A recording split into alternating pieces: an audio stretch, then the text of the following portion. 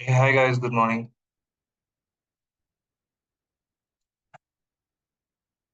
Good morning, sir.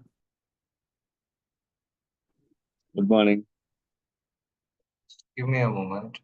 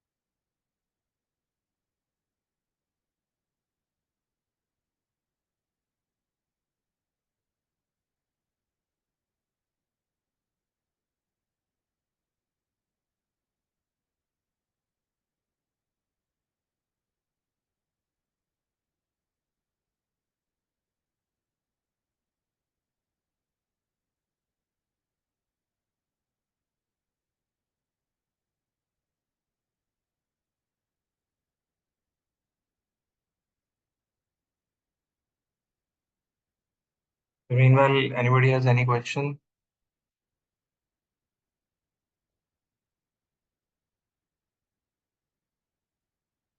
I'm just updating this K-means code.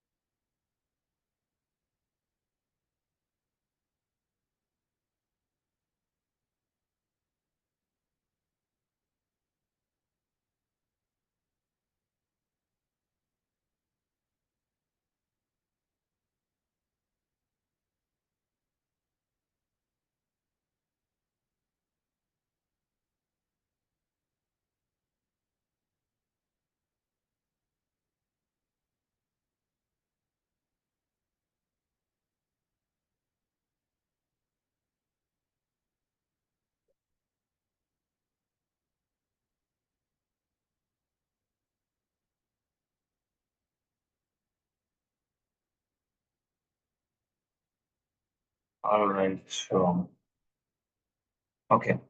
So let me share my screen.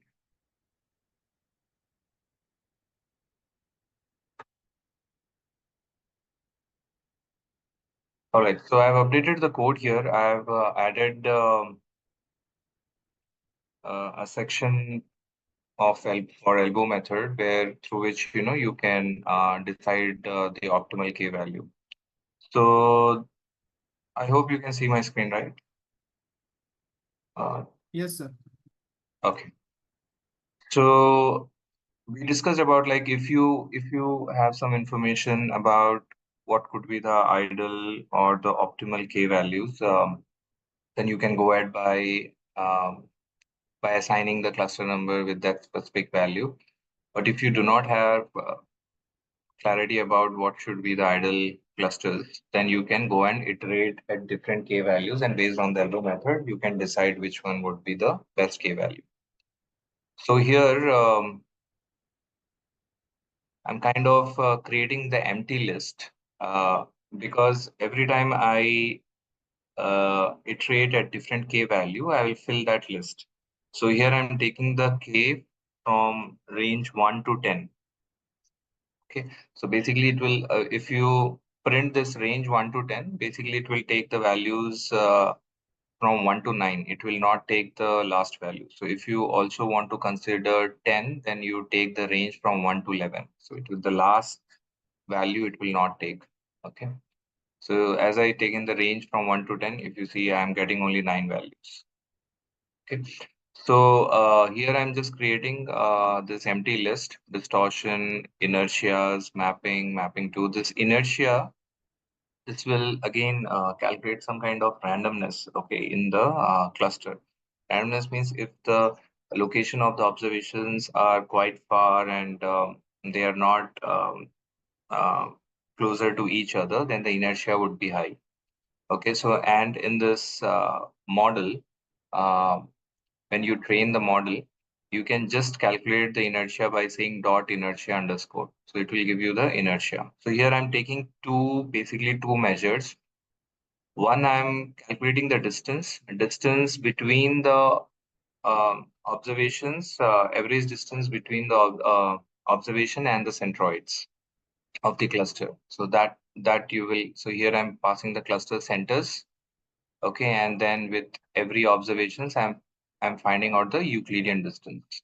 Okay, so that's basically I am using it for calculating basically how the observations are clustered together, in the data. Okay, so this is what I'm running it here for k in k. So this will take different k values from ranging between 1 to 9. And here I am passing that k value and fitting it on the data. So it will run, okay, that many number of times. I think this is a repetition. Okay, so I think two times it is fitting. So I'll remove. Okay, so it will run. Now here, let me run this. Is it giving any error? Yeah. And now I'll run this.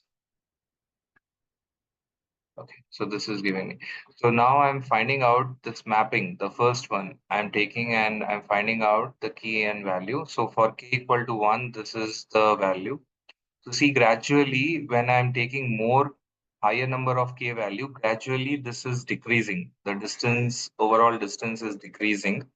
Now I want to pick up that particular point after which there is a very minimal improvement or minimal decrease in the overall values. So here for that I'm plotting this elbow graph.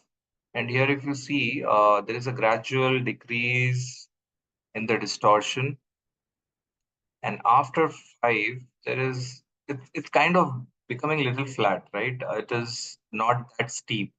Definitely there would be decrease in the overall distortion, but it would be very minimal. Okay, so we want to pick up that particular elbow point. So this looks like an elbow point. So here it is suggesting me that consider k equal to 5 as the optimal cluster number. Okay, so now let's also look at from the inertia point of view. So here I'm taking mapping 2. In mapping 2, we have considered inertia, right? So let's see how the inertia is changing with respect to k value. Here also it is gradually decreasing. So after 5, again, there is so either you can go with 4 or 5.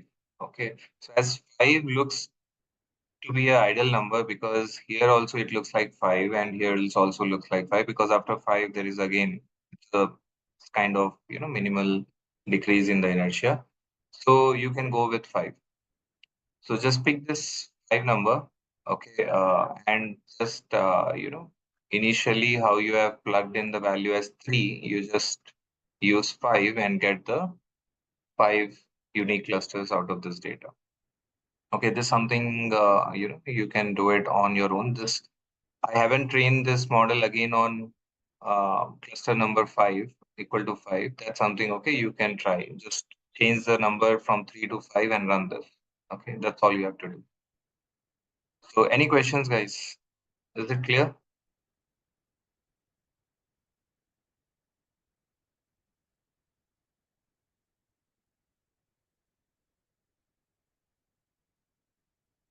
Yes or no, guys?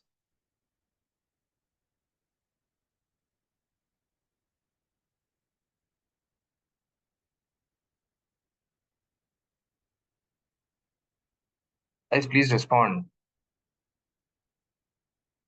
Is it clear to everyone or not?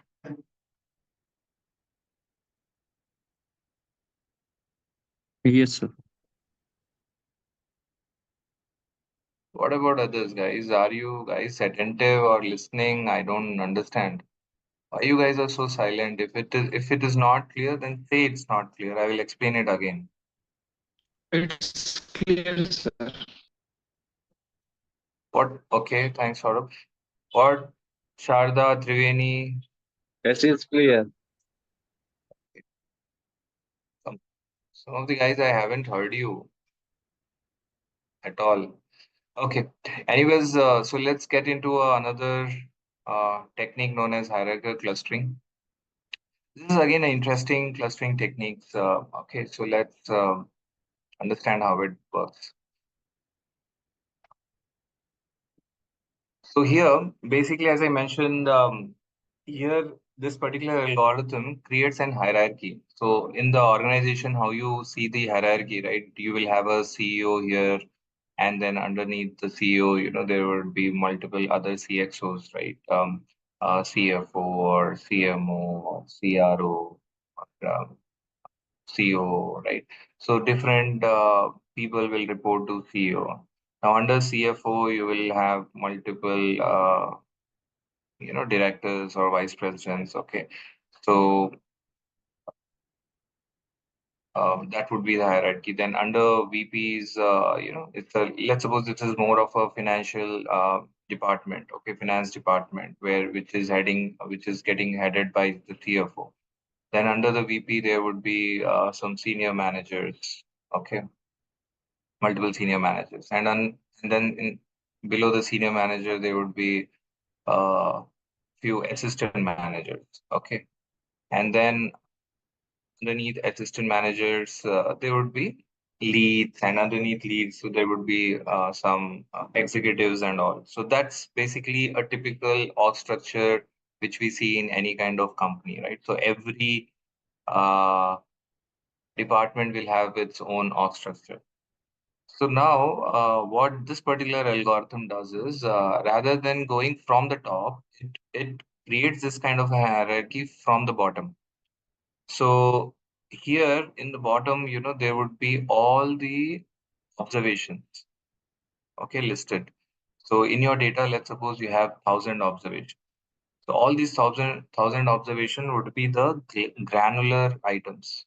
Okay, now the whole purpose of this particular clustering algorithm is to group these observations into multiple clusters, right? So now what it will do is from the bottom, let's suppose you have multiple observations, it will see that which observations are similar. Okay. So for example, observation number one, it will see that this particular observation is most similar to which other observation in the data. Now let's suppose it is similar to sixth observation. Now in the first step, what it will do is it will group these two observations. So whichever observations are most similar, it will group that into group those observations together in the first iteration. Now, after that, in the second iteration, what it will do is now this particular grouping, 1 and 6, this is a small cluster with two observations. Now, in the second iteration, what it will do is it will calculate the centroid of this particular cluster. Okay, so let's suppose centroid value is this. Now, this centroid value would be considered as one of the observations in the second iteration.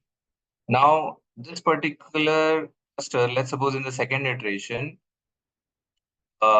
this algorithm has found that this particular cluster is closer to the second observation. Now, this particular cluster will be grouped with this.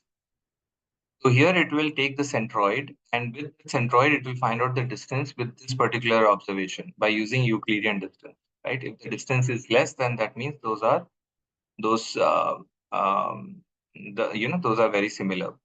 So this particular cluster, which was having observation number 1 and 6, now it will add one more observation into it. Now this would be a bigger cluster now with 1, 6, and 2 observations.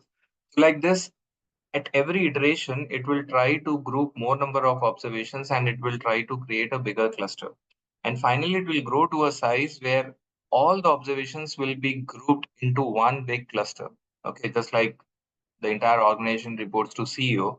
So here all the observations will be grouped under one cluster. So at the top, it would be only one single cluster. And at the bottommost, these are all granular observations, like every single observations.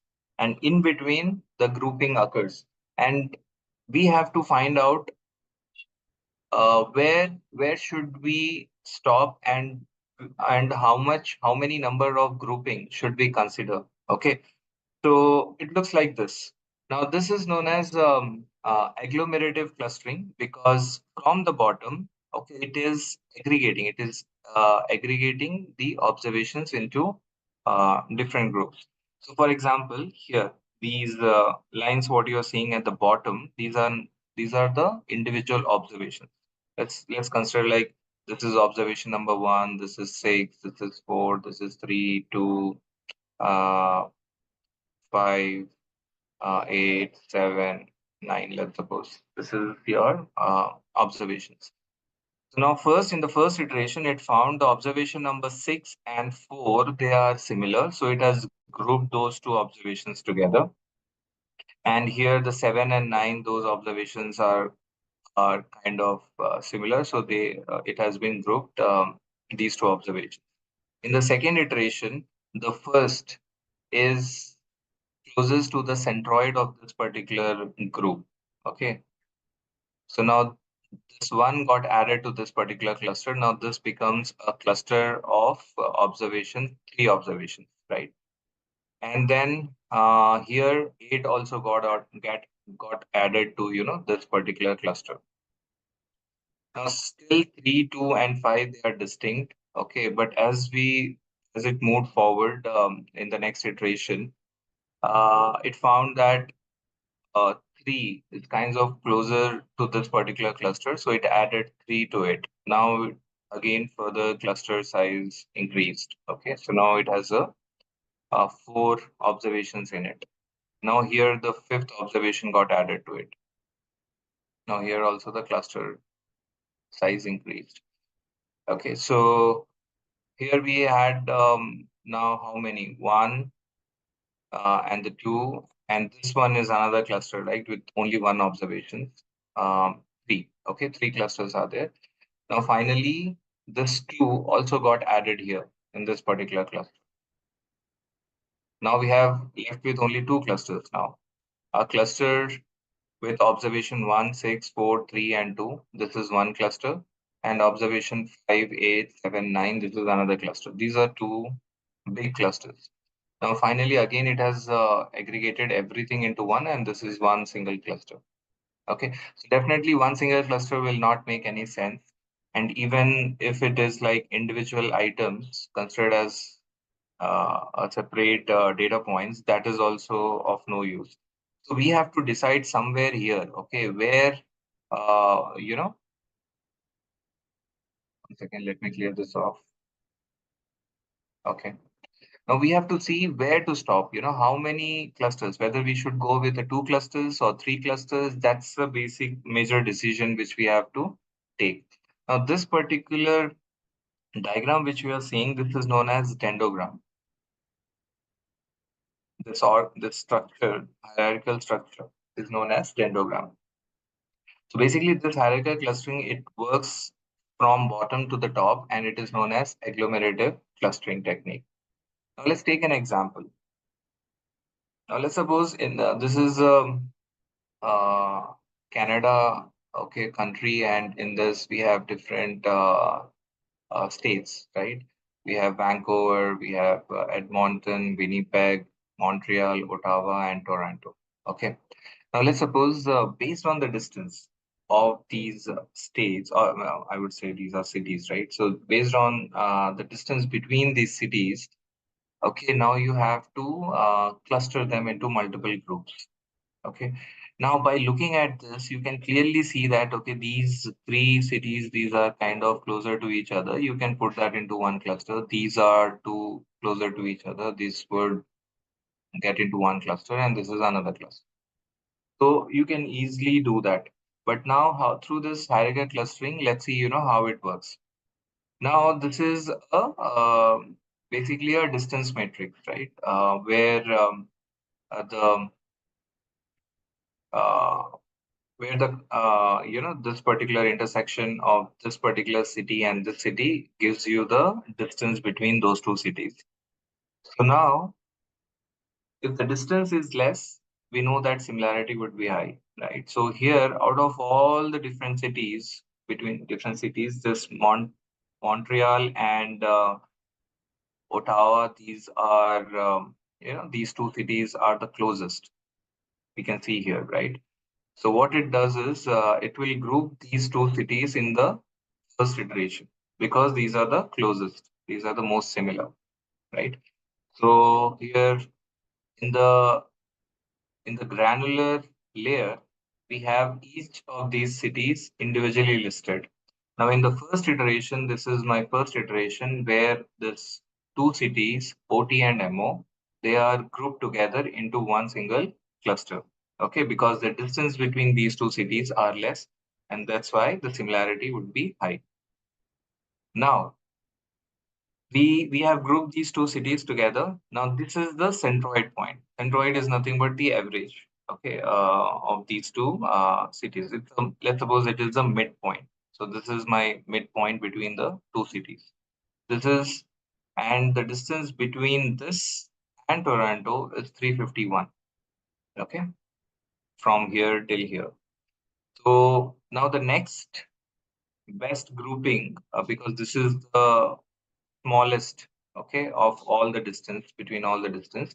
Now this Toronto will be grouped between to this particular group. Okay.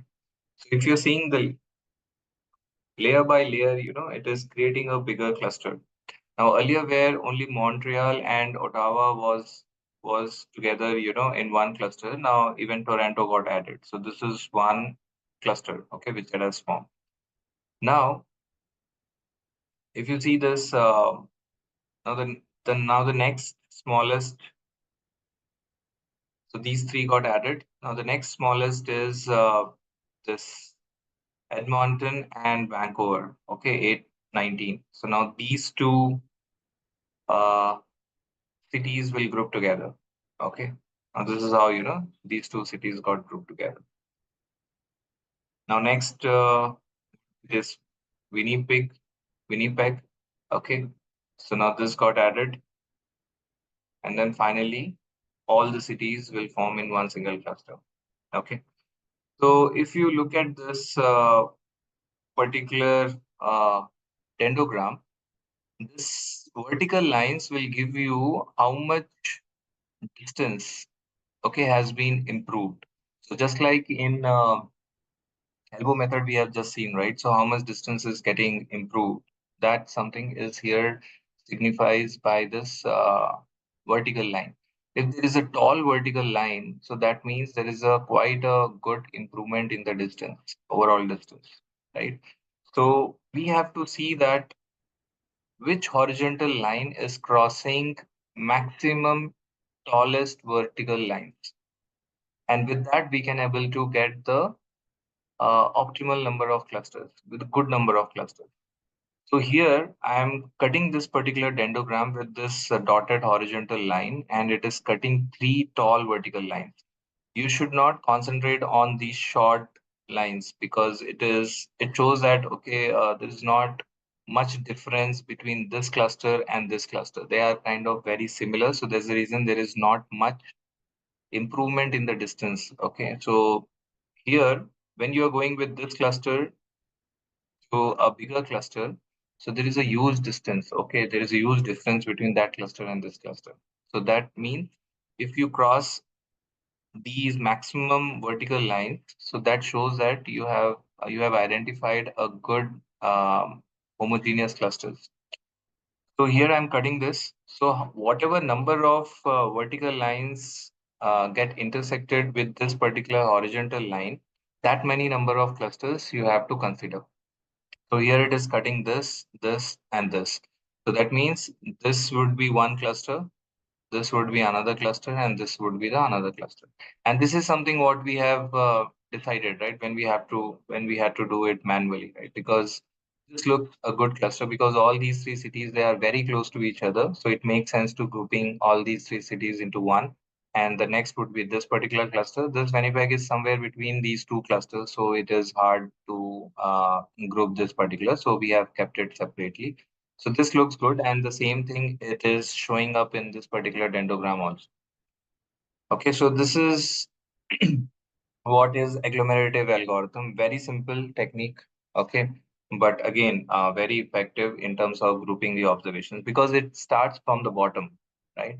So from the bottom layer, from every and it will check every observations, and it will see which of the observations are closest and similar to each other, and it will slowly, step by step, it will try to group all those observations into bigger clusters.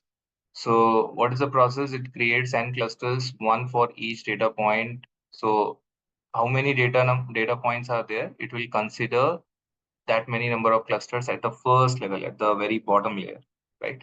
And then it compute the proximity matrix. Proximity matrix is nothing but the distance. What is the proximity of a particular observations with other observations? So that's something it's calculated by Euclidean distance. Then what it will do is it merge the two closest clusters. So here initially every observation is considered as a cluster. So based on the proximity, it will merge the two closest clusters and then again update the proximity matrix. So the way we have done it here, right? So we are updating this particular matrix, right? As we are grouping the observations, we are updating this particular table. Similarly, here also we will update the proximity and it will repeat until it reaches to the top point where it will give one single cluster. Okay. So very simple process. Okay. But here we have different techniques. Okay. Uh, for creating the clusters. So one way is like single linkage clustering, which is all about. Okay, I'll explain you like this. Okay. Let's suppose you have two clusters. In this cluster, you have five observations. Here, in this, you have three. Let's suppose three. Put more points. 1 second.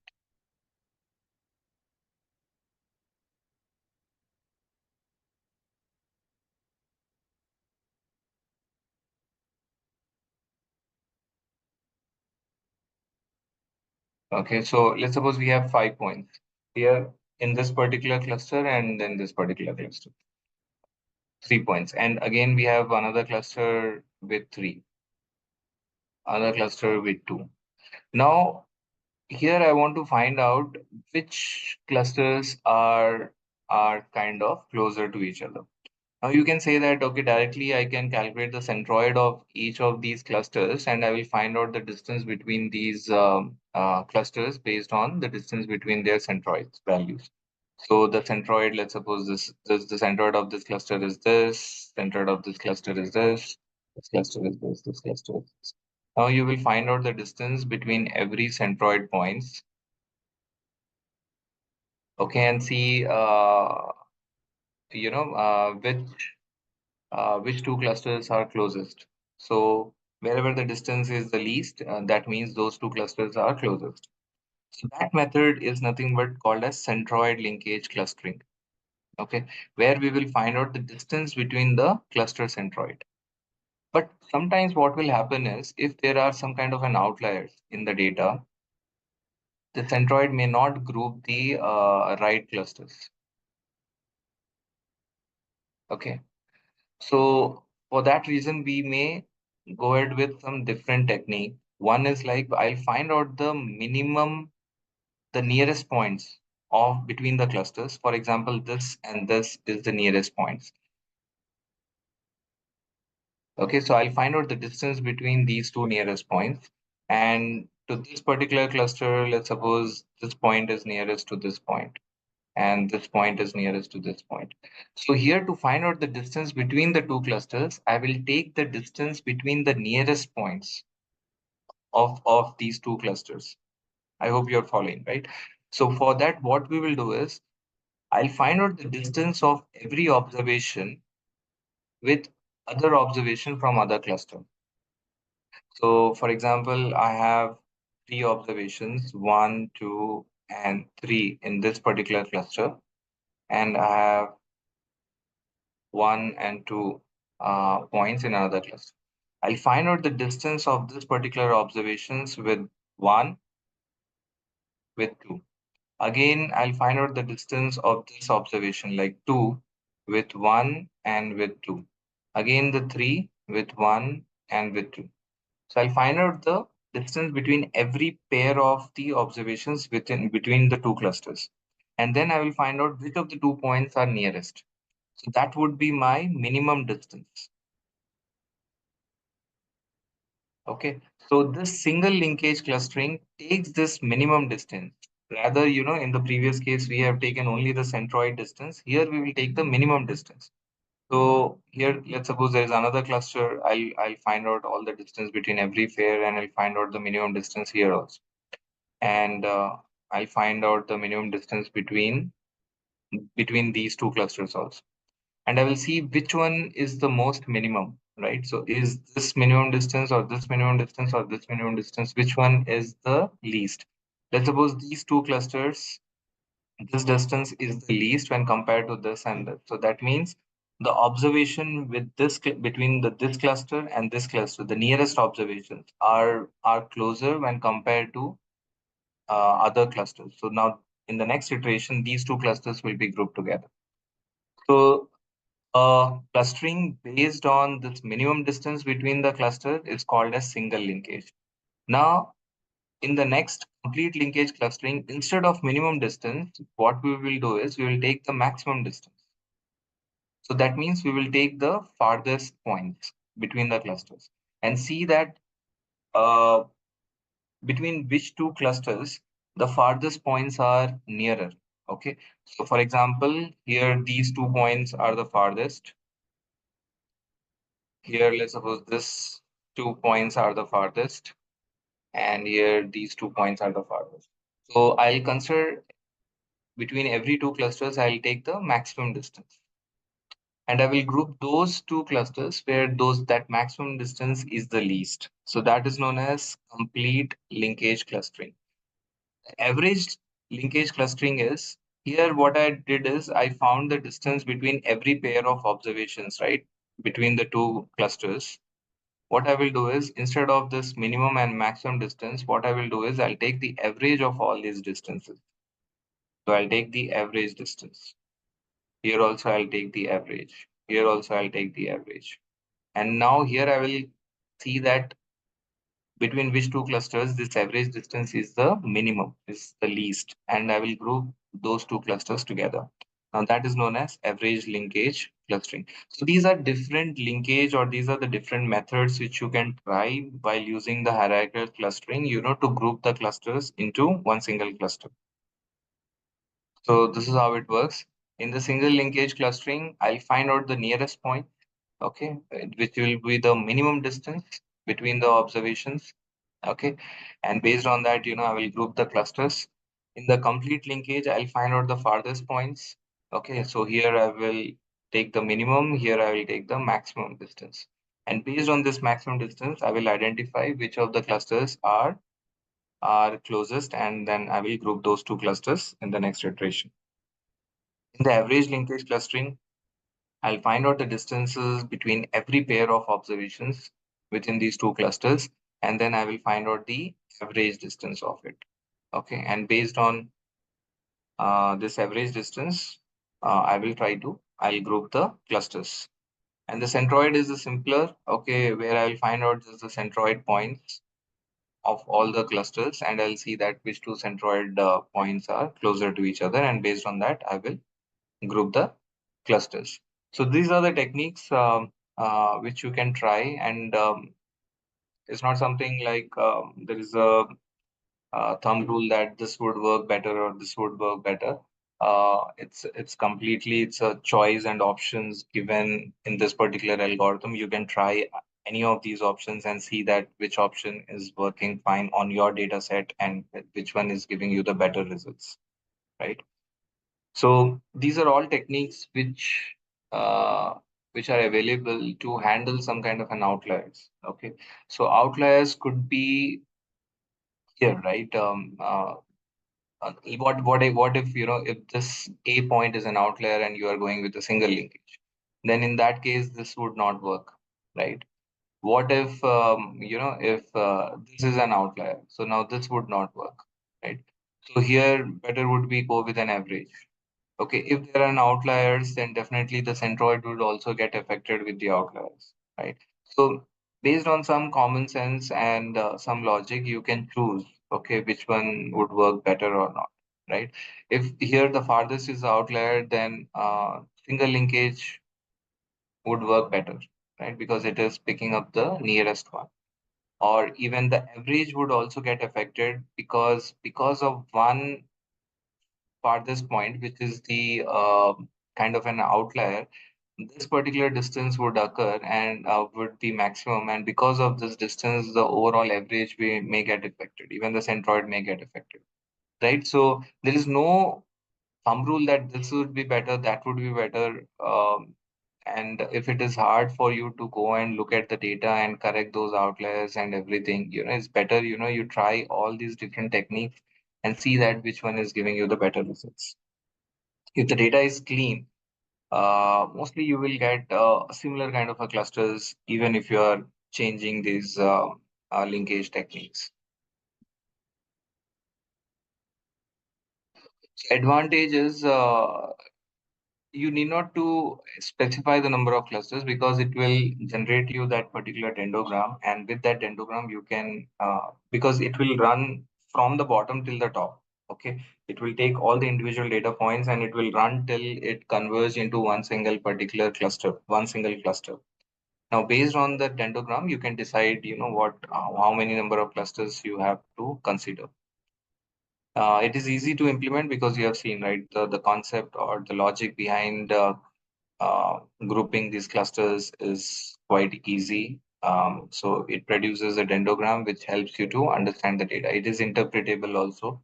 You can able to understand like at every step how the grouping is being done, and you also know the linkage technique what you're using, and you also have an idea like how this grouping is happening, right? Disadvantages here, no undo and no nothing can be done. Okay, it works. Whatever leakage technique you specify to it, it will run, and you cannot alter anything in between.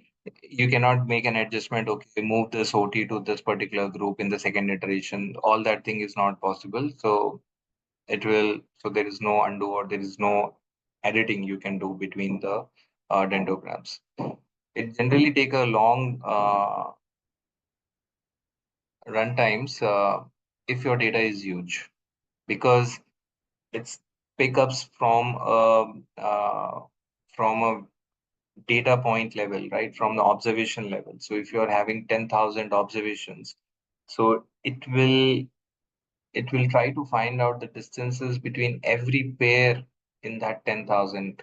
So that proximity table, what you're saying, looking right. So it will find out the distance between every pair of observations. Just imagine, how many pairs you may have, if you are considering 10,000 data points, right? So it will take usually a long run times. And sometimes it could be difficult to identify the number of clusters in a dendrogram because, as I mentioned, in if it is in dendrogram, you see a taller vertical line clearly, then you can able to find out how many unique clusters are possible. But sometimes what may happen is if the data is kind of very uh, data is sometimes would not be that distinct. In that way, you may not get more taller vertical lines everywhere. In the entire dendrogram, you will see only short vertical lines. So it might be a little challenging at that time, to figure out how many number of clusters you should decide. Okay, so that would be the disadvantage. So again, consider this as an important slide because people may ask, what is the advantage and disadvantage?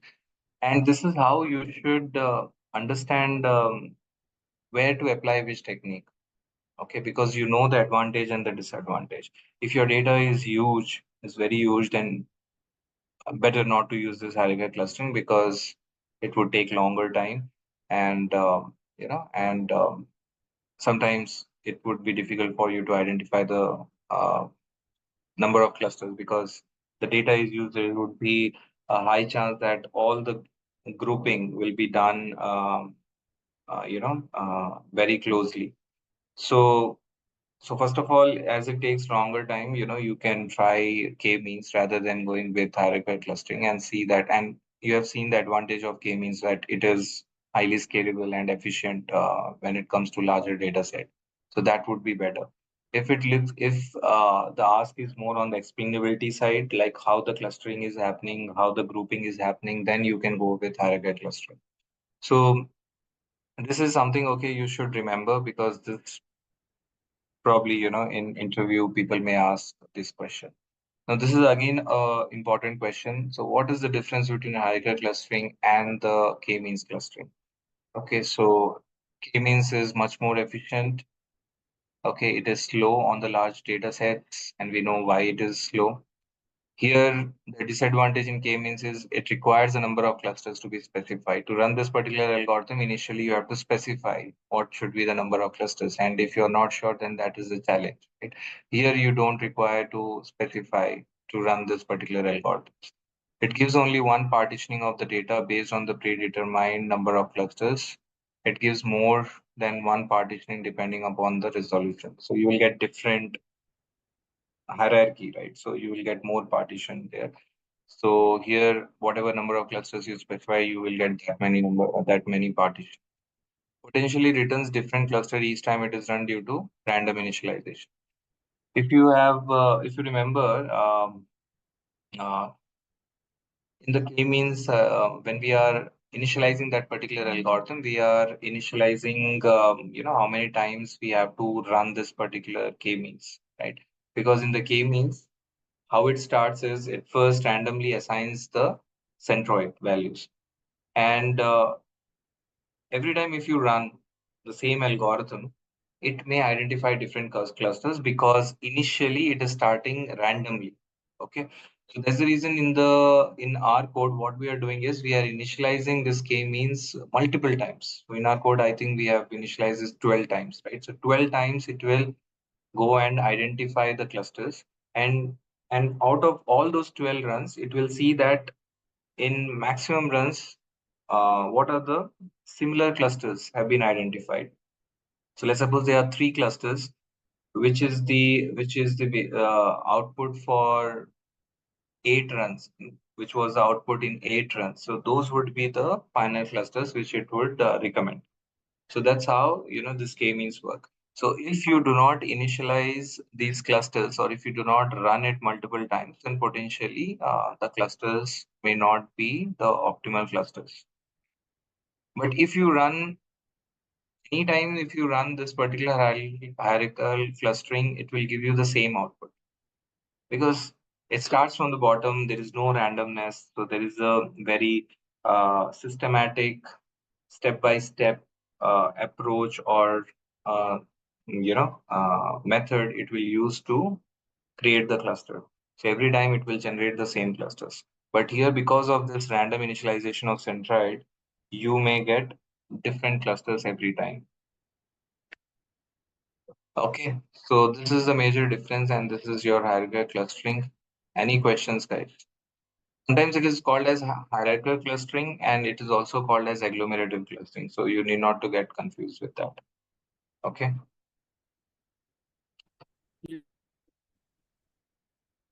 Any questions? No, sir. Okay. All right. So let me pull up the use case.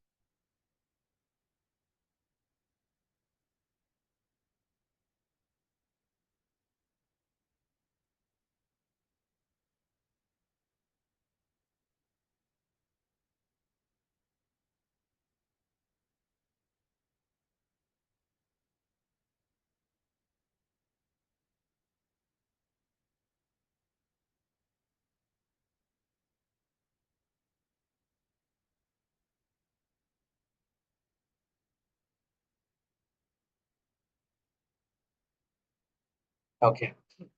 Now this is the code for hierarchical clustering. Okay, so here we use different packages here. Okay. Uh, In sklearn, also we have this agglomerative clustering in the cluster. Okay, so in k-means example also we have seen that we are using this cluster module. In that we are importing the k-means, right? So in the same module we also have this agglomerative clustering, so we can use that. There is another package in which also you have this hierarchical clustering is SciPy. Okay, SciPy is for scientific computation. So in that also we have this cluster module. There also you can use this function known as hierarchy. And to calculate the distances and all those things, I'm using some different functions of this SciPy, like distance matrix. Okay, this n-dimensional image is to at a n-dimensional space, it will find out the coordinates. It will create the coordinates of every data point. So for that also there is a function. So all this function will help you out in doing the things faster. If you go and do it manually, it may take a lot of time. So the way these functions have been created is computationally it will compute faster and it will give you the output very quickly, right? So this SciPy package is all about that. So for faster computation, SciPy is a good package. SciPy is one, NumPy is another. Then we will in the deep learning we'll discuss about TensorFlow. So internally, these programmers who have developed these packages, what they have done is they are compressing this entire data, okay, into a smaller size, and then they are computing it. So that's how it becomes faster. And the way they are even using for this all numerical operations and mathematical computation, they are using some uh, effective techniques. Like for example, rather than using the for loop, if you go with a matrix calculation, it will be done much more faster. Okay, that calculation rather than going with a for loop. So generally, if we have to do it manually, we may try the for loop. Okay, and then we do it. So it will take a longer time. So it's always better look out for some functions which are already available in the packages and use that rather than using your own custom function. Okay, because in the custom function, and I admit that we cannot write to that standard how these people have written in this particular code. So it's always better to leverage what is readily available and focus on something which is not available and construct that particular part of code, right? So here we are using this and this data set make blobs. This you have already seen in other use cases also. These are primarily to create our own custom data sets. Okay, for just for practicing purpose, for practice purpose. Okay, so let's get started. So here, firstly, I'm creating one random data set. Okay, the way I've generated in the k-means also. So here I'm using this make blobs. This make blobs function is primarily we use to generate the data for clustering. Okay, for clustering examples. So here we can specify the number of samples, we can specify the centers, and we can specify the standard deviation of the values from the centers. Based on that, it will generate certain values. So this is how my data looks like when I'm plotting the scatter plot. Okay, and this is something I want to group. Okay, here in this data, I want to identify the clusters. On this data, you can try k-means also and see that if k-means also giving you the similar result as that of this agglomerative clustering. For agglomerative clustering, here let's suppose I'm giving the number of clusters, okay, as 4. I'll tell you the whole dendrogram also how you can build. Let's suppose from after building the entire dendrogram and everything, I decided I want to go with number of clusters as equal to 4. So what it will do is at the fourth level, when it gets 4 clusters, it will stop and then it will group all the observations into each of these clusters. Okay, and here I'm using the linkage technique as average. So here, once I did it, so this is how, the grouping happens. So this is one cluster, this is two cluster, this is 0, 1, 2, and 3. Okay. So that's how, the four clusters have been identified. Now, if you want to build a dendrogram, okay, so firstly, I'm creating this distance metric. This is nothing but the proximity matrix, which is important. So what it will do is it will find out the distance between every pair of observations. So this is the first step. Now what I'm doing is I'm passing this to this hierarchy dot linkage, which is a function of this particular SciPy. Okay. So I'll say hierarchy, and in that there is a linkage technique. I'm saying dot linkage. And here you can pass single linkage or complete linkage or average linkage or centroid linkage. Okay, so there is one more which we call as D dot var technique. Okay, what it will do is it will calculate the variance within the cluster, and it will see that after grouping the two cluster where the variance would be minimum, and that is a var technique. Okay, if you can find it in one of the books or even in the documentation of this uh, sklearn, so you will find that one more technique in the linkage. So here I'm going with a complete linkage. Once it's done, this is my model. Okay, so here I'm not passing what number of clusters I want. I'm just passing the entire matrix. Okay, or distance matrix, and I'm using this complete linkage. So it will run till it groups all the observations into one single cluster. Okay, and I will use the same function hierarchy, and I'll say dot dendrogram, and I'll pass this particular model. Now this is how your dendrogram would look like. Okay, so these are all my observations, and this is how it has grouped. Now if you see, if I have to cut down, okay, horizontal line. So I see that this is the tall line, this is the tall line, this is the tall, this is tall.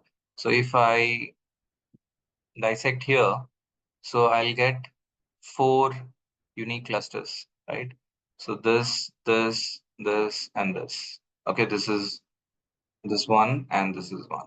Okay, so these are the four clusters. And if you pass four here, with linkage equal to complete, you will get exactly similar clusters.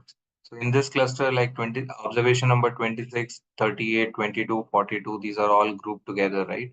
So you'll get the similar data points grouping together in that particular function as well, okay, which is the sklearn function, agglomerative clustering.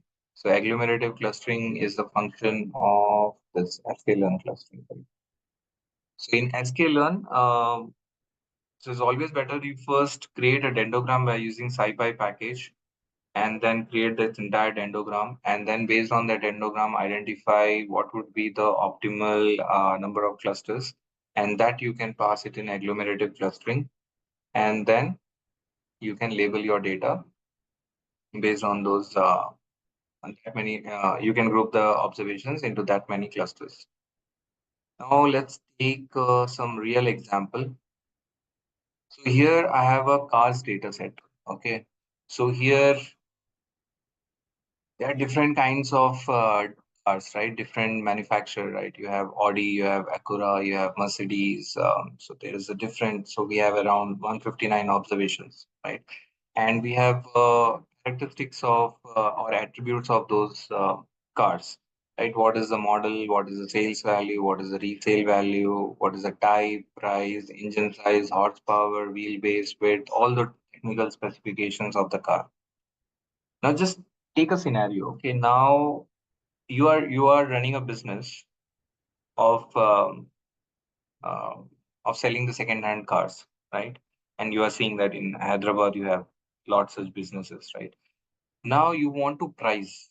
You want to price the cars, and if somebody is coming out and looking out for specific car, if they are looking out for some more different different models of cars with the same specifications, with the same pricing and all those things, how you can do it. If you are having thousands of cars, it would be difficult, to pick up like which car is having the same specification with the same price, right? And all those things too. To identify it would be difficult. What you can do is you can pass this entire data set together, where you can price the prices also, and you can send the specifications or the attributes of those cars together into one single data set, and then run this clustering technique. What it will do is it will find out the similar cars, a cars which is having the same price, same resale price, and similar kind of specifications. It could be of different manufacturer, it could be of different model, but it will get clustered into one single group. So if somebody says that, yeah, Audi I liked it, but the shape of the Audi I didn't like it, but all the specification, the pricing works for me. Can you show in some other model, or can you show with some other in some of some other manufacturer, instead of Audi? So you can just look it into the cluster, and it will suggest you some other different car. Now, these techniques are also being used in the e-commerce website for recommendation system, right? So you might have seen that, okay, like Carvale or Cars 2024, these kind of websites. If you click any car, and if you are viewing the details of that car, it will simultaneously, it will also give you the recommendations of other cars from other brands also, okay, as a recommendation system. So somewhere, they are also using this clustering technique to cluster all the similar kind of cars in terms of the price range and in terms of all the specifications of that particular vehicle. It will create those unique clusters. So this is something, okay, we will kind of cover in this.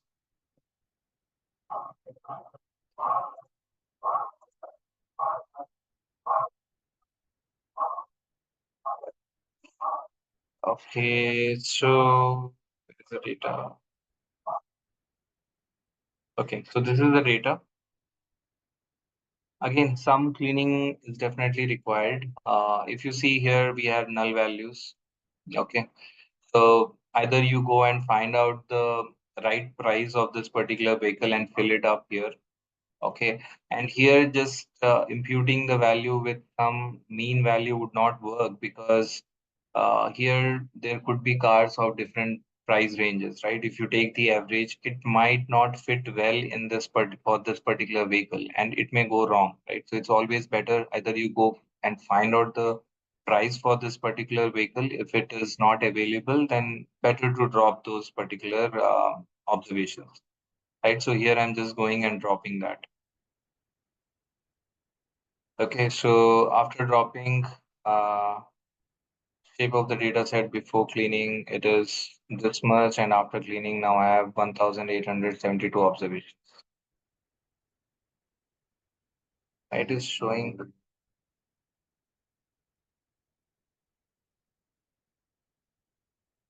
1 second, something wrong.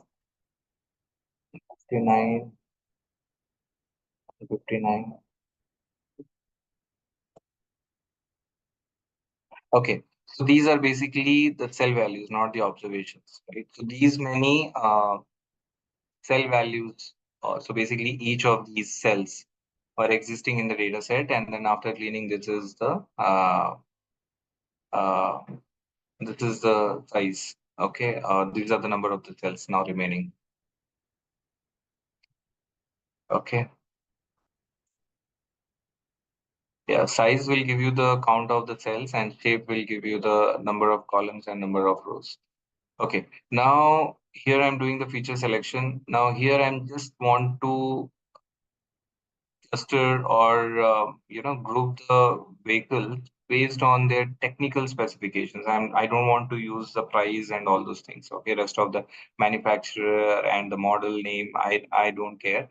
Here, engine specification, because if somebody is very I would say they are like car savvy, okay, so they will be very much uh confined to the specifications, right? Okay, so I want a car with this much horsepower. Okay, I want the car, with this much mileage, right? So they will be very specific, and they will be very much, uh, interested on these particular specifications only. So now looking at that specifications, possibly, a particular car could be of high price, right? So they may ask, okay, with a similar specification, can you suggest me some car which is of lower price, right?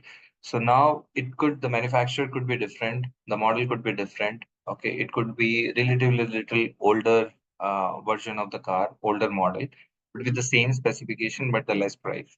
So probably that would be better in terms of recommendation, right? So that's the reason I'm just here considering only the technical specifications, and based on that, I will go and create the will come up with the clusters.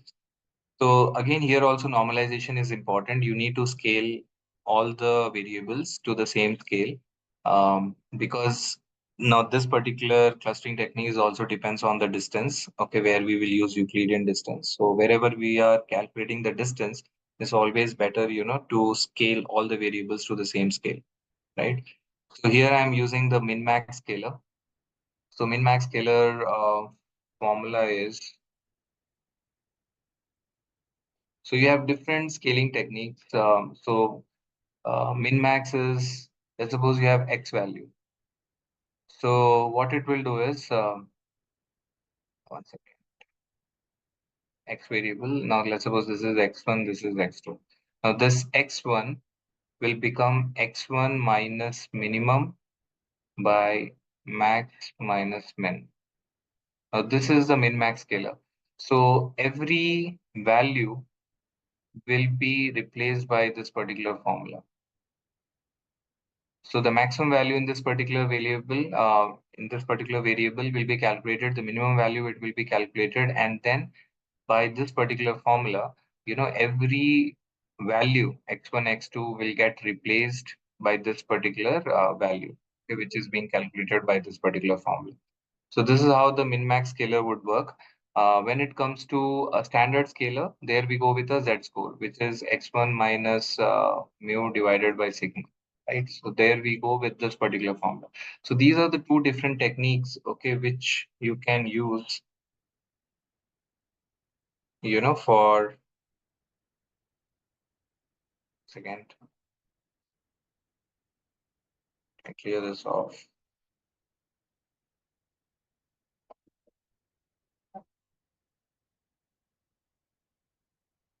So, okay, perfect.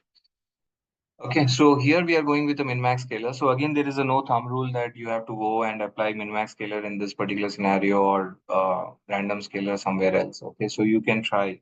Again, these are various options which are available. You can try either of these and then see which one is giving you the better results, right? And which would make more sense.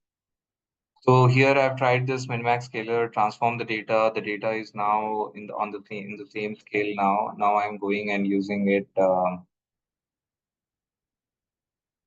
Okay, so this is kind of uh, manual way of calculating the distance matrix. Okay, earlier we have shown you how you can calculate the distance matrix by directly using the readily available package of on the function. So where is that? Here. So we have the function available. We can directly use the distance matrix, and then we can get the distance matrix. Here you have to pass, when you are calculating the distance matrix here in this case, you have to pass the same data set again, okay, two times, x1 minus comma x1. So it will take the two matrix at a time, and it will do that matrix calculation to come up with this distance matrix. Here we are doing it manually just to show you that how much time it will take, if you are doing it manually with respect to using the for loop. So here you are using for loop, right? And with that for loop also, you can calculate this distance matrix. So you can compare how much time it is taking by using this for loop um, versus uh, a distance matrix function. So now this is your distance matrix now. Now this distance matrix I'm passing into this hierarchy dot linkage, which you have seen earlier. So here this is the distance matrix, and here I'm passing the complete linkage technique. So this is my dendrogram. Here, if you see, now here, see, this is the challenge. Now here, to choose the right clusters, kind of getting difficult here. I'll take this. 1, 2, 3, 4, 5, and 6. This 1, 2, 3, 4, 5, 6. 6 looks out to be a good number of clusters. Okay. So here, 1 second.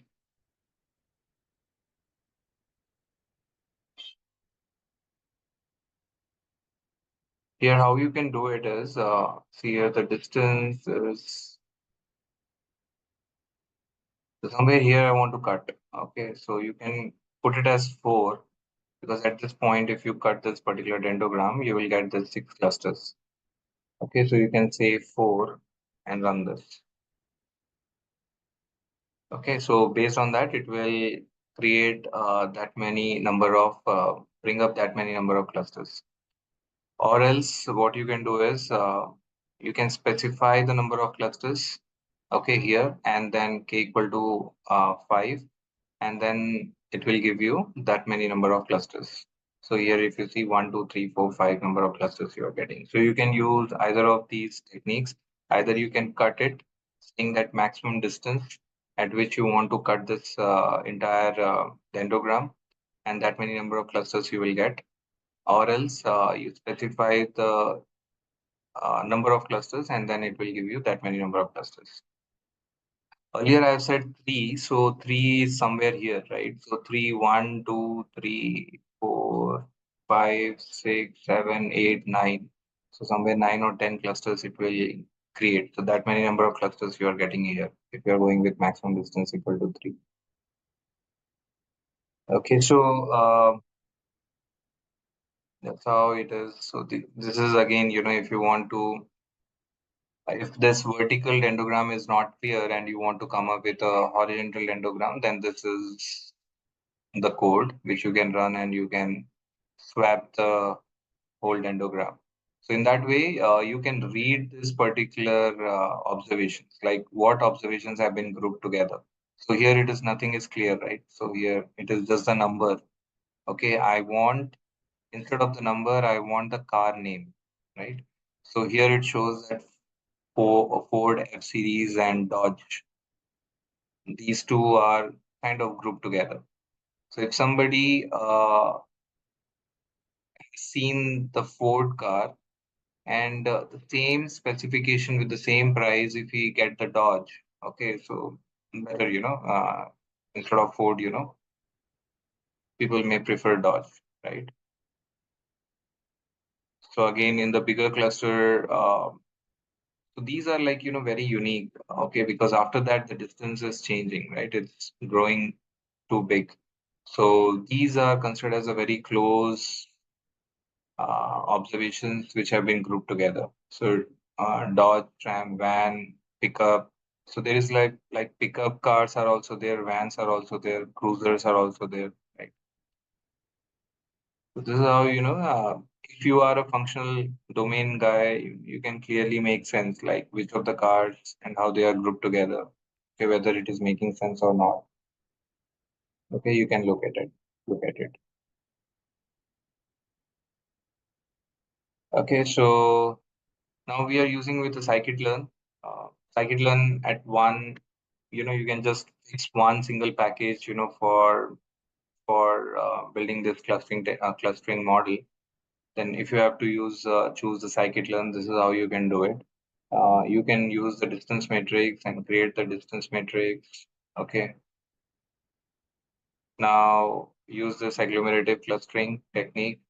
And if you know the number of clusters, specify that number of clusters, that many labels you will get it here. And this is how you can add that label to your data. Now this shows that the first car is from cluster 1, second car is from cluster 2, and so on and so forth, right? Now you can further go and examine it by plotting on some variables.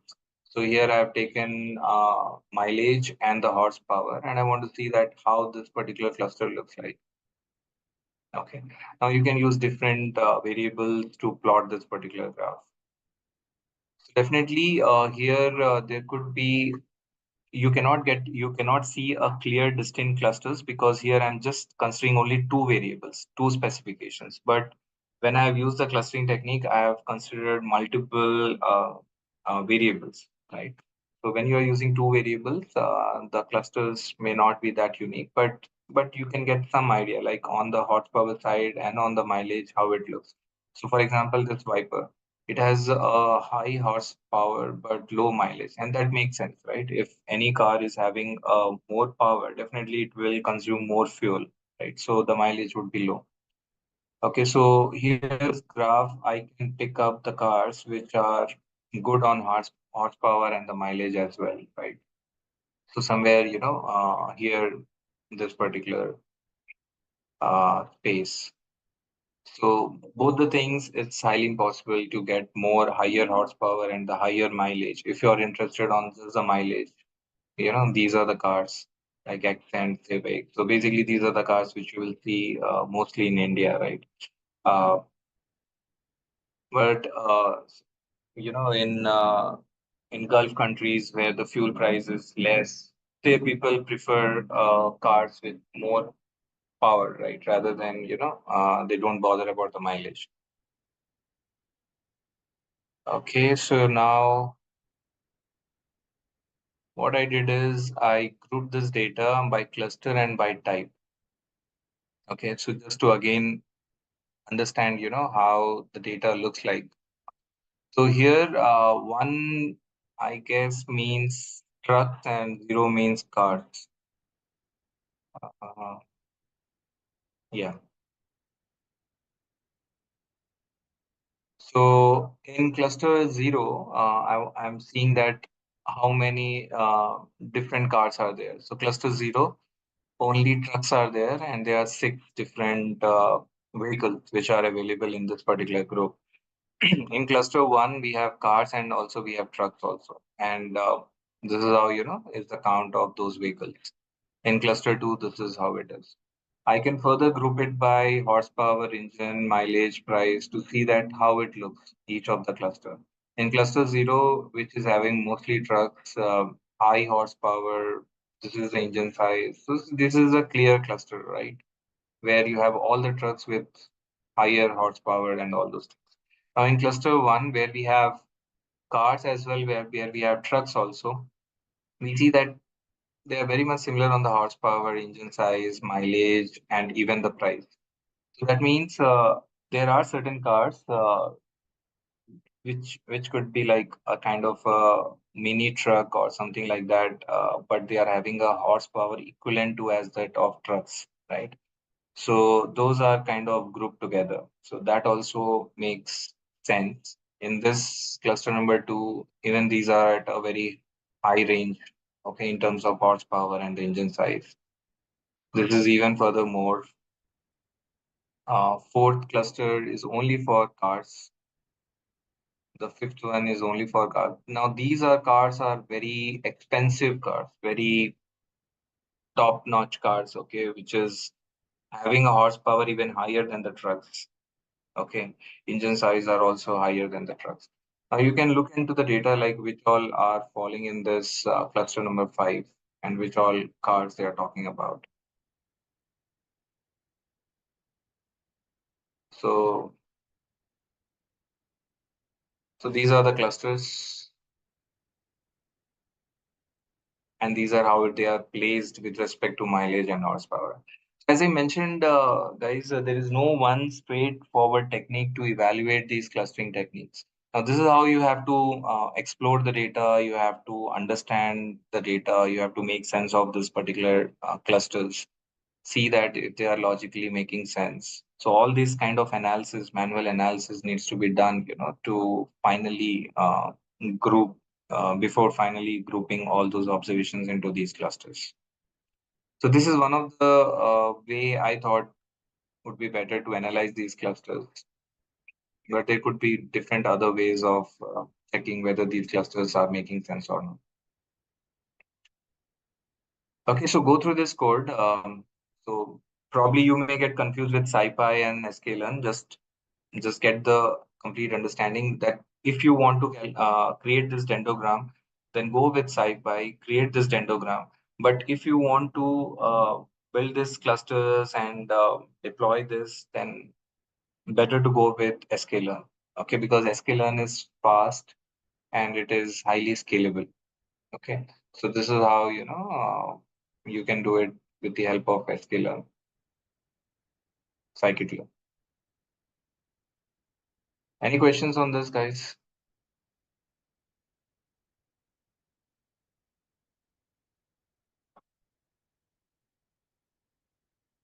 All right. Okay, so I'm sharing this code along with the data set. Go through it, practice, use the same data set and again try k-means and see that whether you are getting the similar labels from k-means also. Okay, and the similar and you try elbow method and see that if elbow method is also giving you the same k value or same or similar number of clusters as you are getting with the hierarchical clustering. So in the real world use cases, we try all this and we see that which one is giving the better results. Sometimes K-means suggest 5 clusters and hierarchical clustering may suggest you 8 clusters. Now, here deciding whether to go with 5 or 8 could be challenging. So we have to try both and see that which number of clusters are making more sense and which of the clusters are kind of unique and homogeneous and making more sense with respect to your domain. Okay, so that's something you have to try. So I would suggest to take these data set and try both the algorithms and then try to make sense of it. Okay. So all right, so that's all about the hierarchical clustering, and I will wrap up the class with this. Let me know if you have any questions, anything you would like to discuss. If you are good, then I'll wrap up. Okay. Thank you, guys. Connect tomorrow, and possibly I may take class on Sunday as well. Okay.